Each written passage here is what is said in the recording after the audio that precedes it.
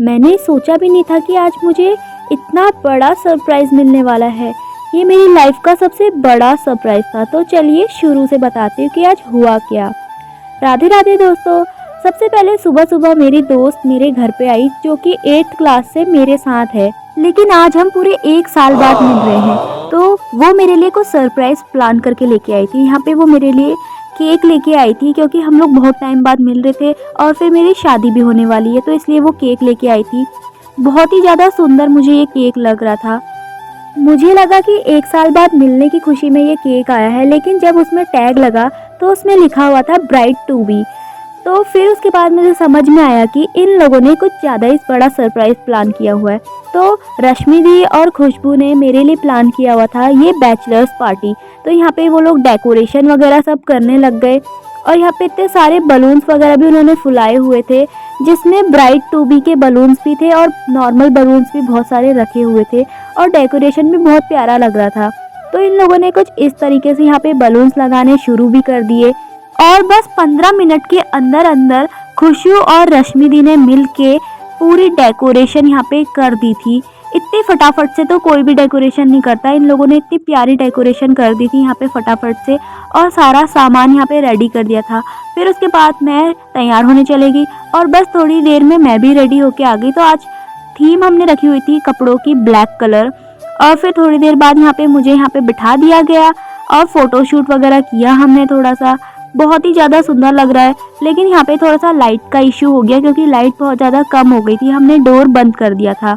और फिर उसके बाद बाकी सारे लोगों को भी बुला दिया था, बगल वाली खुशबू को भी बुला दिया था, और दीपू को भी हमने कॉल करके ऊपर को ही बुला दिया था। फिर यहाँ पे हम लोगों ने एक एक करके फ़ोटो शूट किया, और फिर थोड़ी देर बाद हम लोग केक भी लेके आ गए थे, क्योंकि हमें केक कटिंग जल्दी से करना था, खुशबू को अपने घर भी जाना था।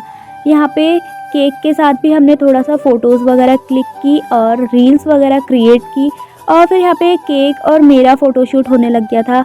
और इन्हीं सब के साथ एक फ़नी बात ये हुई कि सारे लोगों को लगा कि आज मेरा बर्थडे है, और मुझे बर्थडे विशेष आने लग गई। फिर मैं यहाँ पे केक के ऊपर रखी हुई कैंडल को जला रही थी।